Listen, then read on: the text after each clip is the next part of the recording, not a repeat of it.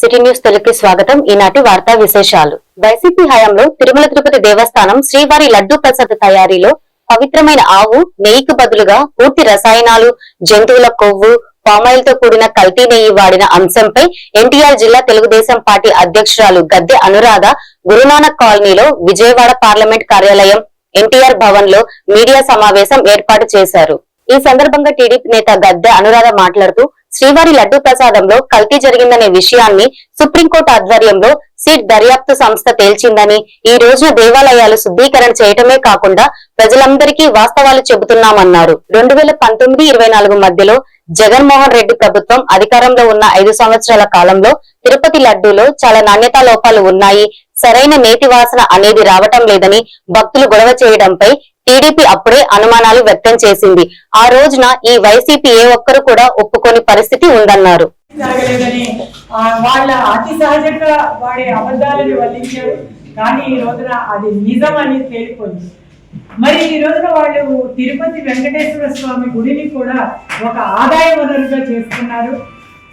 మరి ఈ నేతిని మరి కల్తీ నేతిని వాడటం ద్వారా దాదాపుగా 250 కోట్ల అవినీతి తేల్చి చెప్పింది.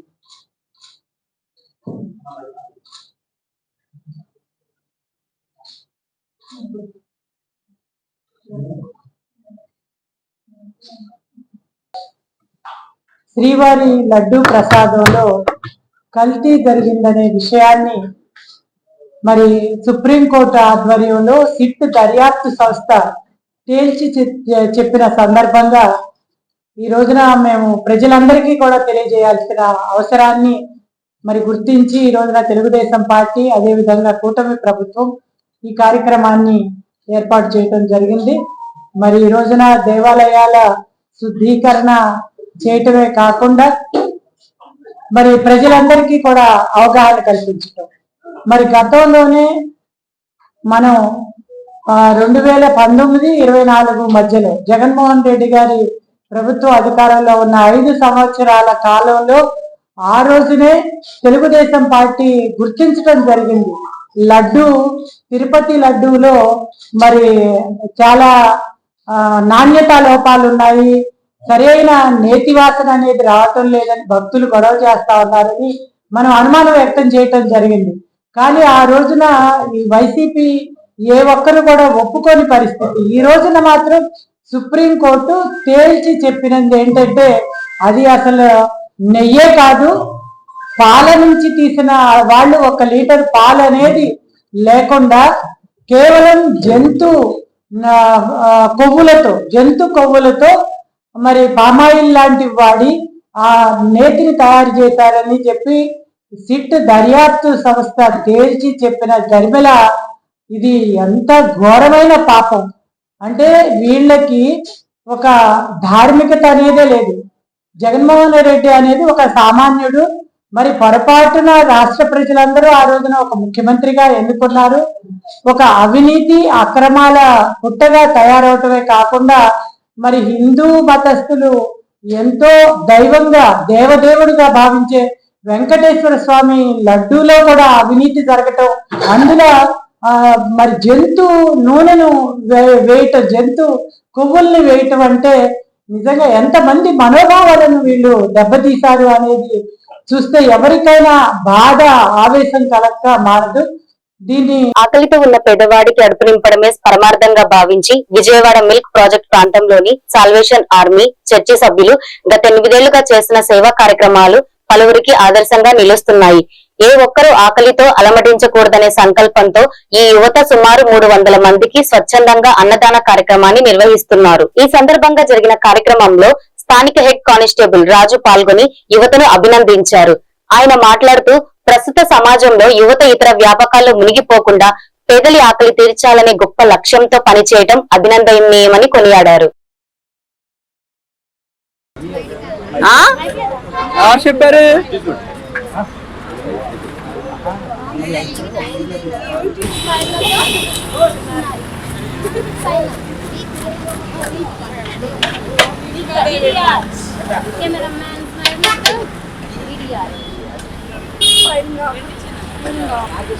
కలుసుకుందాం రేపు ఇదే సమయానికి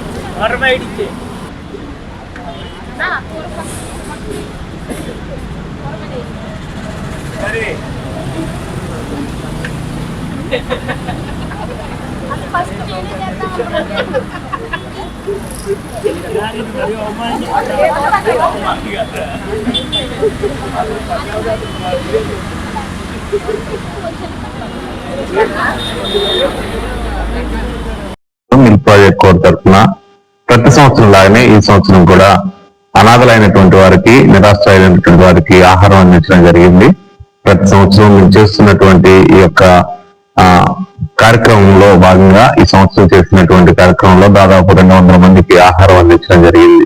సూప్ సోప్ సాల్వేషన్ అనేటువంటి నినాదంతో ప్రారంభమైనటువంటి ఈ యొక్క స్వార్థ పరిచర్య అనేకులను, నిరాశ్రయులను ఆదరిస్తూ అలాగే ఆకలి తీరుస్తూ వారికి చేసినటువంటి ఈ యొక్క పని ద్వారా ప్రభువు యొక్క మాటలు, ప్రభు యొక్క కృప అనేకులకు తెలియపరచడం జరిగింది. ఆ ప్రేమను, క్రీస్తు ప్రేమను అనేకులకు చాటడం జరిగింది.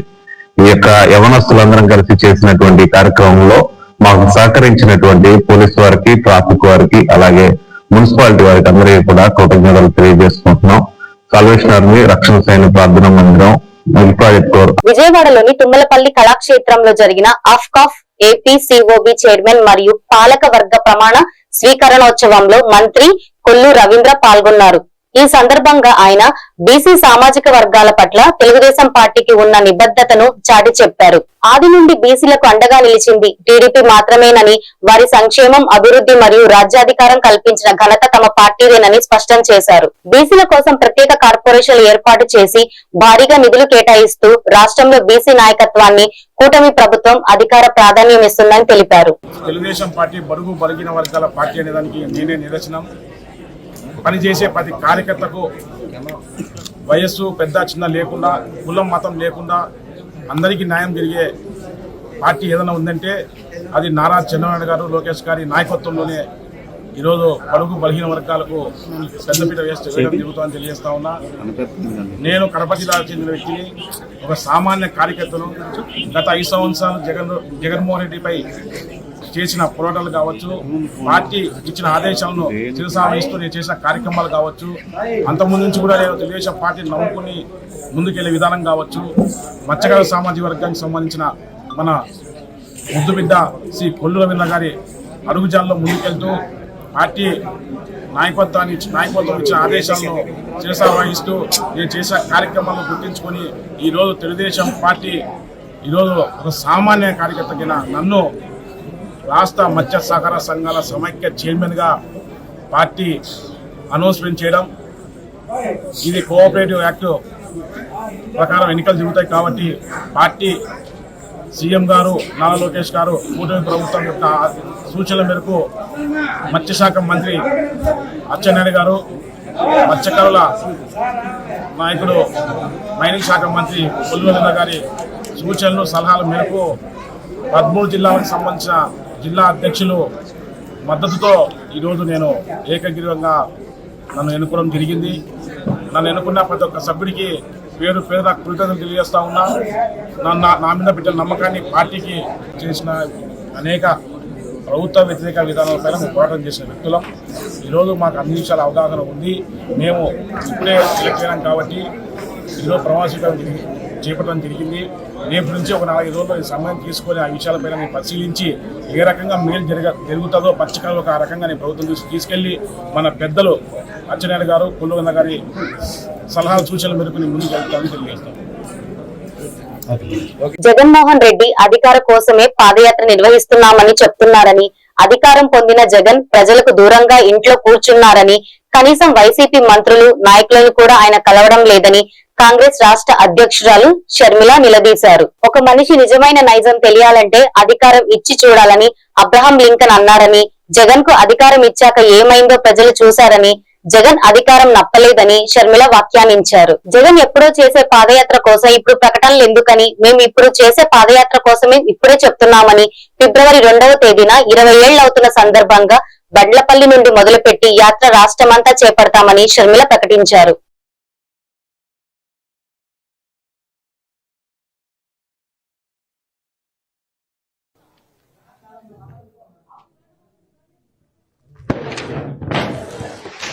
పాదయాత్ర చేస్తానని చెప్పినట్టున్నారు. ఎందుకండి పాదయాత్ర? అధికారం కోసమే కదా, అధికారం కోసమే కదా ఈ పాటలన్నీ. పోనీ అధికారం ఇస్తే ఏం చేశారు? కనీసం రాజశేఖర రెడ్డి గారి జలయజ్ఞమైనా పూర్తి చేయగలిగారా? అధికారం లేకొచ్చిన 6 నెలల్లో రాజశేఖర రెడ్డి గారు మొదలుపెట్టిన అన్ని ప్రాజెక్టులు జలయజ్ఞంలో నవరత్నాలలో కూడా చేర్చారు. పూర్తి చేస్తామని చెప్పిన జగన్మోహన్ రెడ్డి గారు అధికారం వచ్చిన తర్వాత ఎందుకు పూర్తి చేయలేదు? పూర్తి మద్యపాన నిషేధం అని చెప్పిన జగన్మోహన్ రెడ్డి గారు మరి కల్తీ మద్యంతో ఓన్లీ క్యాష్ పద్ధతుల్లో మద్యం మాఫియా చేయలేదా? అధికారం ఇస్తే ఏం చేశారు? ఋషికొండ వేల సంవత్సరాల తరబడి నిలబడ్డ కొండ జగన్మోహన్ రెడ్డి గారి అధికారంలోకి రాగానే ఏమైంది? బోడిగుండ అయింది. ఏమొచ్చింది? అధికారం ఇస్తే ఏం చేశారు జగన్మోహన్ రెడ్డి గారు? కనీసం అధికారం ఇస్తే ప్రజల్లో ఎప్పుడైనా తిరిగారా?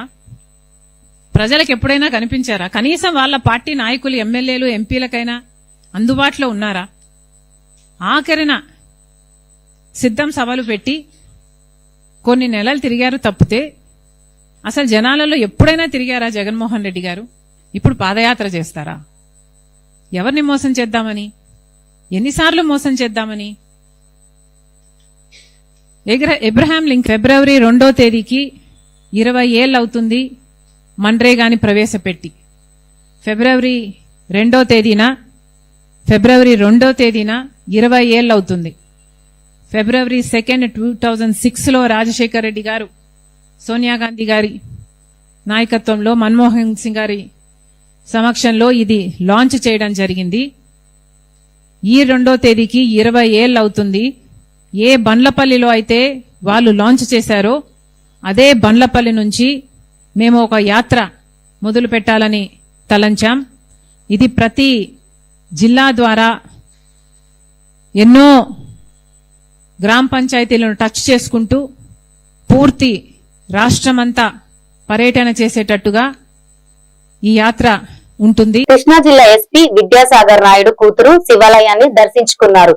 ఈ సందర్భంగా ఆయన మాట్లాడుతూ రాబోయే శివరాత్రి పర్వదినాన్ని పురస్కరించుకొని జరుగుతున్న ఏర్పాట్లను ఎస్పీ పరిశీలించారు. శివాలయాన్ని దర్శించి ప్రత్యేక పూజలు నిర్వహించారు. ఆలయ అధికారులు ఎస్పీని సత్కరించారు.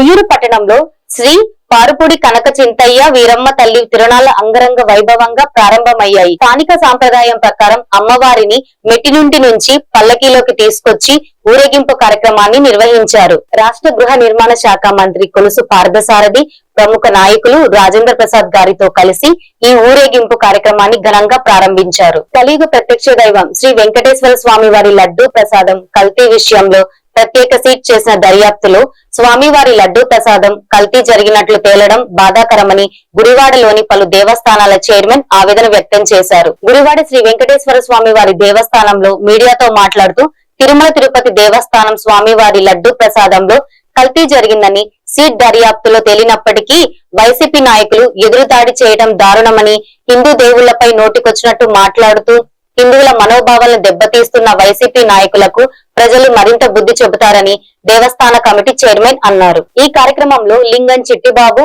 అంగడాల సతీష్, ట్రస్ట్ బోర్డు మెంబర్లు పాల్గొన్నారు.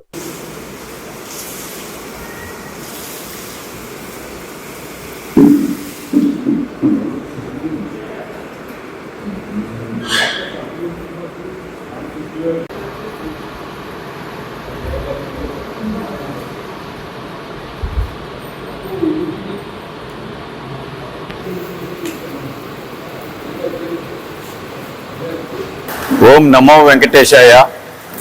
గుడివాడ పాటి మీద జగన్నాథపురంలో వేంచేసి ఉన్న రాజ్యలక్ష్మి ఆండాళ్ సమేత శ్రీ వెంకటేశ్వర స్వామి వారి దేవస్థానంలో ఈ సమావేశం ఏర్పాటు చేయడం జరిగింది. గుడివాడలో ఉన్న దేవాలయం ట్రస్టీలందరూ దీంట్లో పాల్గొన్నారు. కలియుగ వైకుంఠం అయిన తిరుపతిలో శ్రీ వెంకటేశ్వర స్వామి వారి ప్రసాదం కల్తీ నెయ్యి ఉపయోగించి కోట్లాది మంది హిందూ భక్తుల మనోభావాలను దెబ్బతీసి ఇవాళకి ఎదురుదాడి చేస్తూ హిందూ మతం పైన దాడి చేస్తూ వాళ్ళు పబ్బం గడుపుకుంటున్నారు. ప్రతి హిందువు కూడా దీన్ని ముక్తకంఠంతో ఖండించండి. హిందువులంతా ఏకం కండి. హిందూ దేవాలయాలపై జరిగే దారిని ఖండించండి అని అందరికీ ఒకసారి విజ్ఞప్తి. గుడివాడ నియోజకవర్గం వెంకటేశ్వర స్వామి దేవస్థానంలో కూటమి పార్టీల తరఫున హిందూ ధర్మంగా ఏదైతే నెయ్యి కల్తీ జరిగిందో గత ప్రభుత్వంలో అది సిట్టు దర్యాప్తులో నిగ్గు తేలటం సుప్రీంకోర్టులో మన గత 5 సంవత్సరాల పాలనలో హిందువుల మనోభావాలు దెబ్బతిని మన సంస్కృతికి సాంప్రదాయాలకు విరుద్ధంగా అనేకమైన ఘోరాలు ఆ తిరుమల కొండ మీద జరిగినాయి. గతంలో తీసుకుంటే మనం ఆ కలియుగ వెంకటేశ్వర స్వామిని 7 కొండలు 3 కొండలు అన్న మనుషులు ఏమైపోయారో మనం చూసాం. అంతేకాకుండా 5 సంవత్సరాలుగా మరి కల్తీ నెయ్యి కానీ పరకామణిలో కేసు కానీ ఇలాంటి చాలా సంఘటనలు జరిగినాయి. అది కాకుండా కూడా గత ప్రభుత్వంలో రామతీర్థంలో రాముడి విగ్రహాన్ని పగలగొట్టడం, అలాగే అమ్మవారి కనదుర్గం అమ్మవారి సింహాలు దొంగిలించడం, అంతేకాకుండా అంతర్వేదిలో రథాన్ని తగలబెట్టడం, ఇలాంటి ఎన్నో కోపాలలో చూసాం. హిందూ మతం మీద హిందూ మనోభావాలు దెబ్బతినే విధంగా దాడి చేయడం చూసాం. ఇవాళ ప్రజలు గమనించాలి, ఇప్పటి వరకు తిరుమల కొండ మీద గత ఎన్నో సంవత్సరాలుగా మరి ఏ పార్టీ ఉన్నా కూడా ఎప్పుడు కూడా ఇంత వివాదం ఎప్పుడు కూడా రాలా. మరి వాళ్ళు తీసుకుంటే 5 సంవత్సరాల్లో జరిగినవన్నీ కూడా ఒక్కొక్కటిగా బయటకు వస్తా ఉన్నాయి. కృష్ణా జిల్లా గుడివాడ పామురు రోడ్లో వేంచేసి ఉన్న శ్రీ రమా సహిత వీర వెంకట సత్యనారాయణ స్వామి వారి దేవస్థానంలో భీష్మ ఏకాదశి వేడుకలు వైభవంగా నిర్వహించారు. ఈ సందర్భంగా దేవస్థాన ట్రస్ట్ బోర్డు ఆధ్వర్యంలో సామూహిక సత్యనారాయణ స్వామి వ్రతాలు వేద పండితులు శ్రీమాన్ చలచర్ల మురళీకృష్ణాచార్యులు పర్యవేక్షణలో స్వామివారికి వెన్నతో అలంకరించి విశేష పూజా కార్యక్రమాలు నిర్వహించినట్లు తెలిపారు.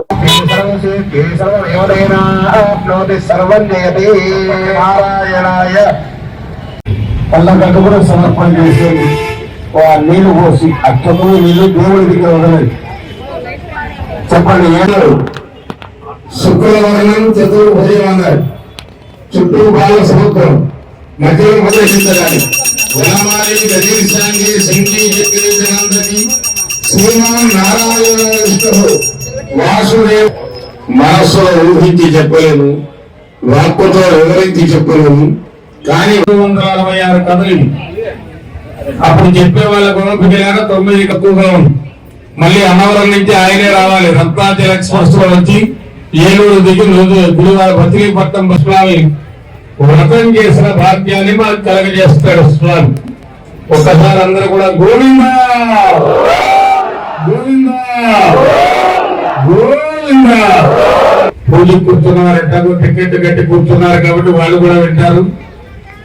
అలాగే ఆ రోడ్డు మీద ప్రసాదం తీసుకుని వెళ్లే భక్తులు మొట్టమొదటి సాధనం కథ వినటం, రెండవది దిక్కుమాల పాటు దిక్కుమాల ప్రాంతాలు అట్లా చేయడం, చక్కగా కీర్తన చేయాలి, కీర్తనను స్మరించాలి, దాస్య భక్తి సేవ చేయడం. చూడండి, కొద్దిగా రాజగోపురం ఇవన్నీ కూడా దీంతో కొట్టుకుపోయి ఉన్న నివాసాయ సత్యదేవాయ మంగళం. జయ శ్రీమన్నారాయణ, జయ శ్రీమన్నారాయణ, జయ జయ శ్రీమన్నారాయణ. భక్త మహాశైలగా మన గురువాడ పామ రోడ్లో వెంకటేశ్వర రమా సహిత వీర వెంకట సత్యనారాయణ స్వామి దేవస్థాన ట్రస్ట్ ఈ రోజు జ్యేష్ఠ ఏకాదశి సందర్భంగా సామూహిక సత్యనారాయణ స్వామి వ్రతాలు 3 బ్యాచ్లుగా జరపన్నాయి.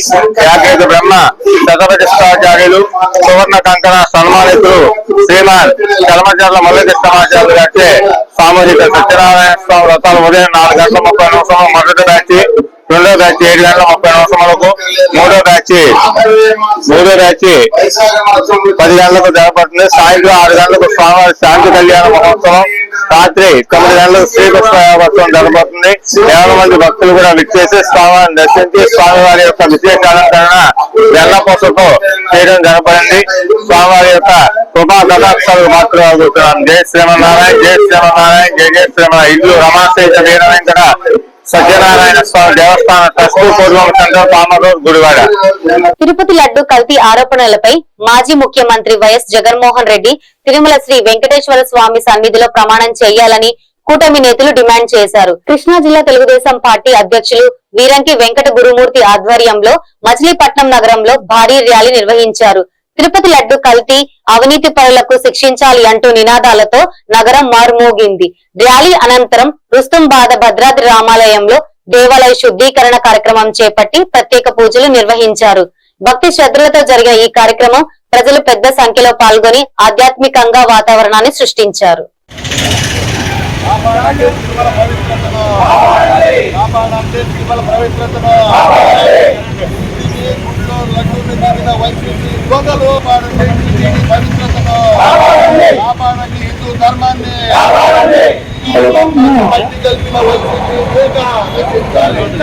హిందూ ధర్మాన్ని మింగిన వైసీపీ కోండాలు స్వామివారి దోపిడీ చేసి హిందూ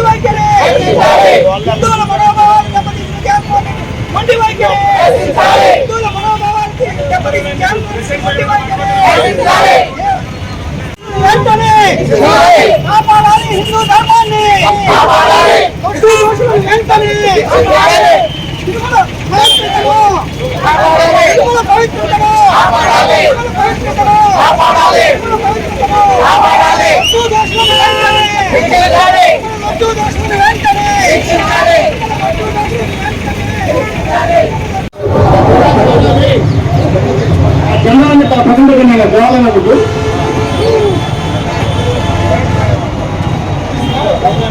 ఈ బులెటిన్ ఇంతటితో సమాప్తం. మరొక బులెటిన్ లో మళ్ళీ కలుసుకుందాం.